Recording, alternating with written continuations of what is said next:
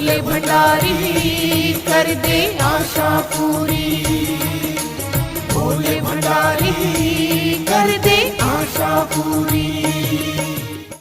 हर साल श्रावण मास में करोड़ों की तादाद में कांवड़िए सुदूर स्थानों से आकर गंगा जल से भरी कांवड़ लेकर पद यात्रा करके अपने गांव वापस लौटते हैं। इस यात्रा को कांवड़ यात्रा कहा जाता है। श्रावण की चतुर्दशी के दिन उस गंगा जल से अपने निवास के आसपास शिव मंदिरों में शिव का अभिषेक किया जाता है। कहने को तो ये धार्मिक आयोजन भर है, लेकिन इसके सामाजिक सरोकार भी हैं।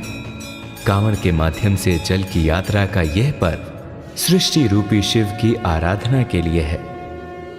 सावन के महीने अथवा श्रावण मास में भोलेनाथ के भक्त गंगा तट पर जाते हैं। वहां स्नान करने के बाद कलश में गंगा जल भरते हैं, फिर कांवड़ पर उसे बांधकर और अपने कंधे पर लटकाकर अपने अपने इलाके के शिवालय में लाते हैं और शिवलिंग पर अर्पित करते हैं। कांवड़ बांस या लकड़ी से बना डंडा होता है, जिसे रंग बिरंगे पताकों, झंडे, धागे, चमकीले फूलों से सजाया जाता है और उसके दोनों सिरों पर गंगा जल से भरा कलश लटकाया जाता है। कांवड़ यात्रा के दौरान सात्विक भोजन किया जाता है। इस दौरान आराम करने के लिए कांवड़ को किसी ऊंचे स्थान या पेड़ पर लटका कर रखते हैं। साथ ही ये पूरी कांवड़ यात्रा नंगे पांव करना होता है। आइए जानते हैं कांवड़ यात्रा के विभिन्न प्रकार। सामान्य कांवड़ यात्रा, ये कांवड़ यात्रा का सबसे सामान्य और प्रचलित प्रकार है। इसमें भक्तजन अपनी कांवड़ में गंगा जल लेकर पैदल चलते हैं। इस यात्रा में भक्त अपनी सुविधा अनुसार रुककर आराम कर सकते हैं। हालांकि एक महत्वपूर्ण नियम यह है कि कांवड़ को जमीन पर नहीं रखा जाता। जब भक्त आराम करते हैं तो कांवड़ को किसी ऊंचे स्थान जैसे पेड़ की डाली या किसी स्टैंड पर टांग दिया जाता है, ताकि उसकी पवित्रता बनी रहे। यह यात्रा अपेक्षाकृत कम कठिन होती है और इसमें भक्त अपने शारीरिक सामर्थ्य के अनुसार दूरी तय करते हैं। डाक कांवड़ यात्रा, डाक कांवड़ यात्रा सामान्य कांवड़ से अधिक कठिन और चुनौतीपूर्ण होती है। इस यात्रा में भक्त बिना रुके लगातार चलते रहते हैं। एक बार कांवड़ उठाने के बाद भक्त तब तक नहीं रुकते जब तक वो अपने गंतव्य स्थान पर पहुंचकर शिवलिंग पर जलाभिषेक नहीं कर देते। इस यात्रा में कांवड़ियों का समूह एक निश्चित समय सीमा के भीतर अपनी यात्रा पूरी करने का संकल्प लेता है। यह यात्रा अत्यधिक शारीरिक सहनशक्ति और मानसिक दृढ़ता की मांग करती है, क्योंकि इसमें निरंतर चलना होता है, चाहे दिन हो या रात। खड़ी कांवड़ यात्रा, खड़ी कांवड़ यात्रा एक और विशेष प्रकार की यात्रा है, जिसमें भक्त खड़ी कांवड़ लेकर चलते हैं। इस कांवड़ में एक विशेष प्रकार का संतुलन बनाना पड़ता है और इसे लगातार सीधा रखना होता है। इस यात्रा में कांवड़िए के साथ एक सहयोगी भी होता है, जो उनके साथ चलता है और जरूरत पड़ने पर कांवड़ को संभालने में मदद करता है, ताकि वो गिर न जाए। यह यात्रा शारीरिक रूप से काफी चुनौतीपूर्ण होती है, क्योंकि कांवड़ को लगातार एक ही स्थिति में उठाए रखना पड़ता है। डांडी कांवड़ यात्रा, डांडी कांवड़ यात्रा को कांवड़ यात्रा का सबसे कठिन प्रकार माना जाता है। इस यात्रा में भक्त दंडवत प्रणाम करते हुए अपनी यात्रा को पूरा करते हैं।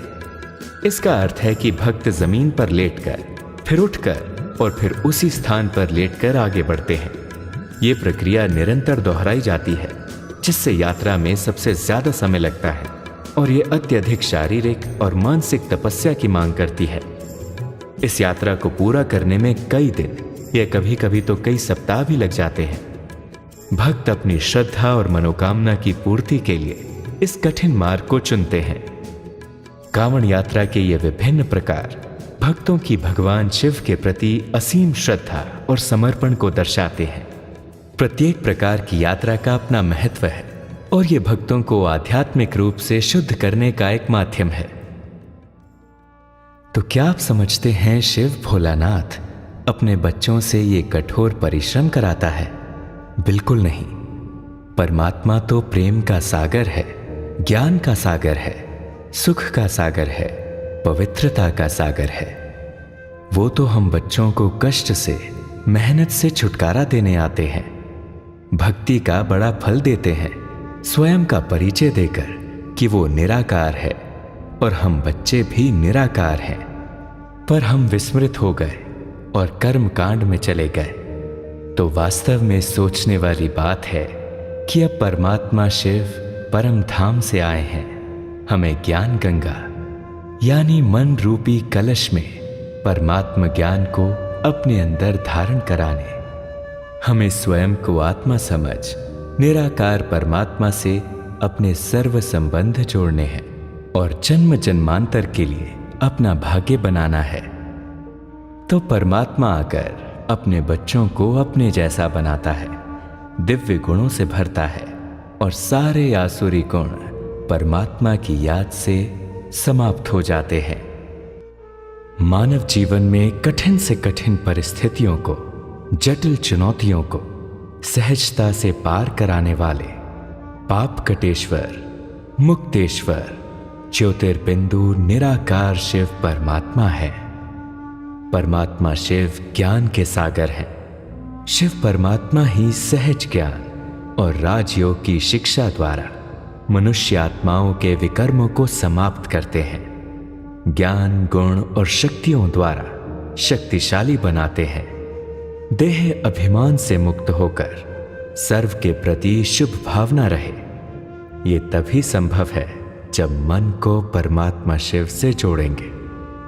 मन में शुद्ध सात्विक विचारों का संचय होगा। निरंतर शिव पिता की स्मृति बनी रहे, अजपा जाप चलता रहे।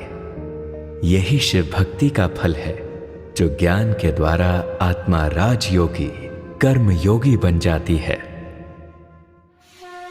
श्रावण मास वर्ष के अन्य मासों में विशेष है। प्रकृति की हरियाली बढ़ती है। समुद्र का जल वर्षा के रूप में जब संपूर्ण धरा पर पड़ता है तो शुद्धि की प्रक्रिया शुरू हो जाती है। आकाश से गिरने वाली हर बूंद सृष्टि पर सृजनात्मक कार्य प्रणाली से जुड़ जाती है। अनेक बूंदें जब मिल जाती हैं तो व्यर्थ और कमजोर को अपने साथ बहा ले जाती है। बहती धारा जहां ऊर्जा उत्पन्न करती है वही स्वयं को संभलने का संदेश भी देती है। कांवड़ यात्रा भी विशेष संदेश देने का ही साधन है। संकल्पों में दृढ़ता, देह के प्रति अनासक्त भाव, शिव परमात्मा से अटूट प्यार, हर प्रकार के त्याग द्वारा श्रेष्ठ भाग्य बनाने का सहज तरीका है। मन शुद्धि, अनशुद्धि और तन शुद्धि द्वारा जगत में कल्याण की भावनाओं का विस्तार करना ही सच्ची कांवड़ यात्रा है। संतुलन का संदेश लिए सत्कार, उपकार की भावना को कायम रखने का प्रतीक है कांवड़ यात्रा। ओम शांति।